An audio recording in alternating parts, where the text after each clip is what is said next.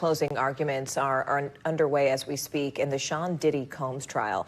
Federal prosecutors wasted no time telling jurors that Combs allegedly used violence, power, fear, all to force several women into drug-fueled sex parties that sometimes lasted for days. His accusers include 2 ex-girlfriends and a former assistant. Now, Combs is facing charges that include sex trafficking and racketeering. He's pleaded not guilty.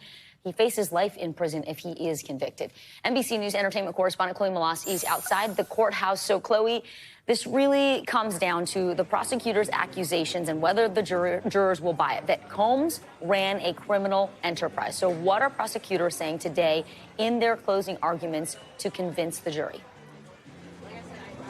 Hey there, guys. So the prosecutors, they have a PowerPoint presentation, essentially, and there's a big screen, and each of the jurors have one in front of them. And they basically broke it down with the 5 counts that he's facing. And they meticulously went through every single count and how they feel as though they've proven that case with testimony and evidence over the last nearly 7 weeks. And the one thing that they mainly focused on this morning is racketeering. And remember, that is the one that carries the heaviest sentence. That's life in prison.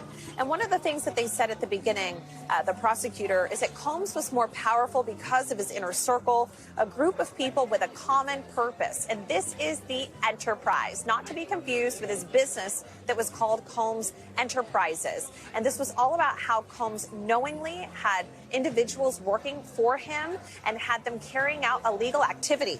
So what is that illegal activity? Well, they have to prove 2 different crimes in order for him to be convicted of RICO. Drugs, transportation of drugs across state lines. We've heard individuals say that they did that for him.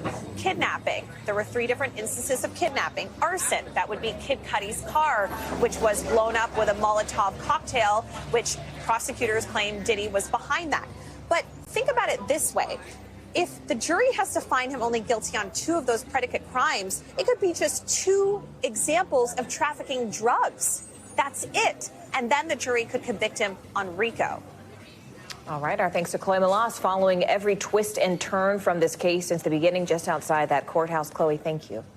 We thank you for watching. And remember, stay updated on breaking news and top stories on the NBC News app or watch live on our YouTube channel.